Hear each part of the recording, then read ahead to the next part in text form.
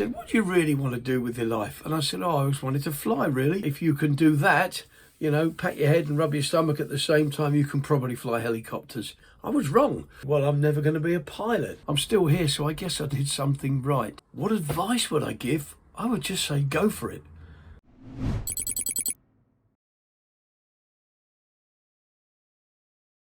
Okay, how did my journey begin? Wow. Was it a childhood dream? No. I guess the closest I came to dreaming about flying was being in the Air Training Corps, the Air Cadets, when I used to do a little bit in Chipmunks, and I really enjoyed it. I loved it. But because I left school early with no qualifications, I figured, well, I'm never going to be a pilot. And then one night I was in the Territorial Army and we were sat on Salisbury Plain or some other godforsaken place on a very quiet night, and I was sat alongside my squadron or company commander, and he said, what do you really want to do with your life? And I said, oh, I always wanted to fly, really, but I can't. And he said, of course you can. And I said, how's that going to happen? He said, join the army. I thought, who are they? For the terms of flying, I thought if it was helicopters, it had to be Royal Air Force or Navy. I was wrong. So I did it. I joined the Army Air Corps as a ground crew person, became an air crew person, then a pilot, then an instructor, and never looked back. Loved every minute of it. So a series of fortunate coincidences, I suppose. But in essence, I flew for 30 years and loved every minute.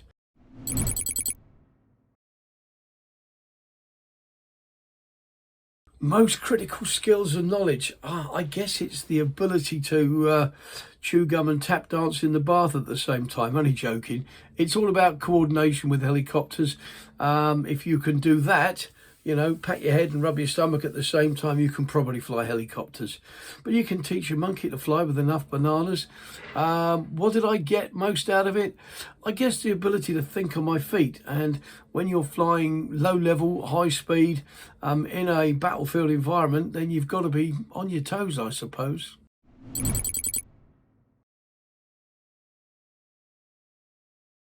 Most rewarding, gosh, I think everything I did was rewarding.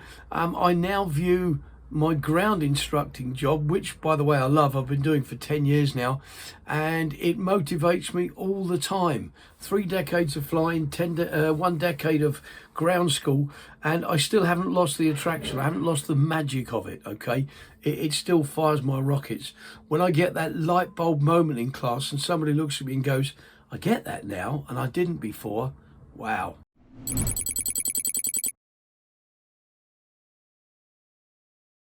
Yeah, helicopters can be more challenging than fixed wing, simply because of the environment in which we fly. We find ourselves flying in and around and underneath or very close to mountains. We fly very close to the terrain. We fly into unregistered landing sites. So it's not quite as simple as, planting it on the piano keys and taking off from them a few hours later. Unexpected situations, my goodness, where would you start with that? There have been literally thousands of unexpected situations. I guess the one that caught me on the hop quite quickly was when we were flying in the German Alps, training for deployment to Bosnia, and we were flying on night vision goggles on a full moonlit night. And the goggles worked beautifully with the full moon until we went into the shadow of a mountain, and it was like somebody had turned all the lights off at once. It's probably as scared as I've ever been in a helicopter, but not for long. You get your scan going, you build the picture with what you have got, and you fly the aircraft to the best of your abilities.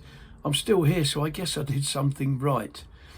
Another time was I foolishly agreed to do a navigation systems check on a Gazelle helicopter in Northern Ireland.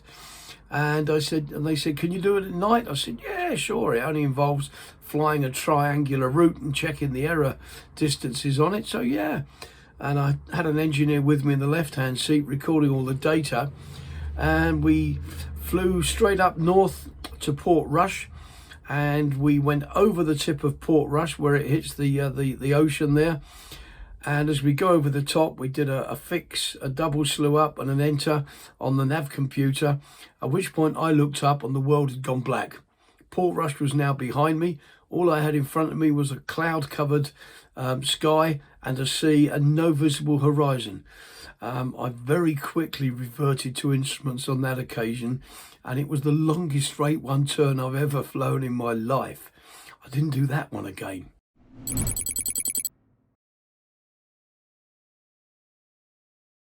The training is hard for everybody, airline or helicopters, with very different challenges. The airline pilot has to be much more procedurally based. The helicopter pilot has to be able to think on their feet just a little bit quicker. So I wouldn't say there's that much difference. Certainly in terms of the ground school, for example, helicopter pilots, one narrow area of AGK, helicopter pilots have to do 4 different types of air conditioning systems, whereas the airline pilots only do the most common one. But then they do pressurization and we don't. So I guess it all evens out in the end.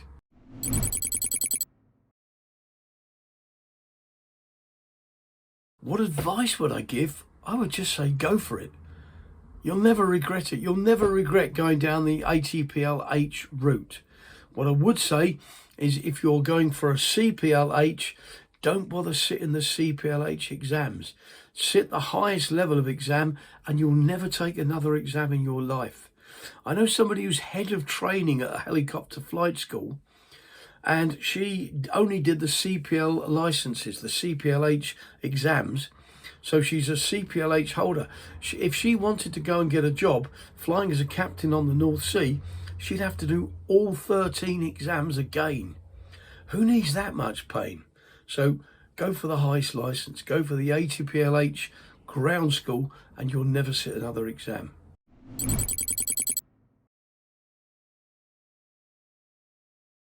Automation in helicopter operations, look, it's come on a long way. When I started flying helicopters, we had no automation at all in the Gazelles. The Army Gazelles were very basic. The Air Force and Navy ones both had a trim and stick feel type of system, but it was fairly primitive. The Lynx was much better in terms of its flight control system when that came in. But in terms of automation, I don't see it ever supplanting the pilot. I don't actually see it doing the same in fixed wing aviation, but then never say never. You know, we keep seeing talks about them going down to one pilot on the flight deck. I'm not sure the fare-paying public are ready for that. But then I didn't think the fare-paying public would ever get on a train with no driver, but they do it every day on the Docklands Light Railway. They do it on the pods at Stansted Airport and Birmingham Airport. So I guess never say never again. When I first converted onto the Lynx, a pal of mine and I were both Gazelle instructors. We were both going out to squadrons as Lynx instructors, so we needed to build our hours up, and we got permission to take a helicopter down to Bavaria from United Kingdom, and we resolved, because we'd never flown anything automated, we resolved to fly as much as we could on the automation, and so we did. And it was an interesting trip, but not one I'd want to repeat. I guess at heart I'm a stick and rudder man. Good luck whatever you do anyway.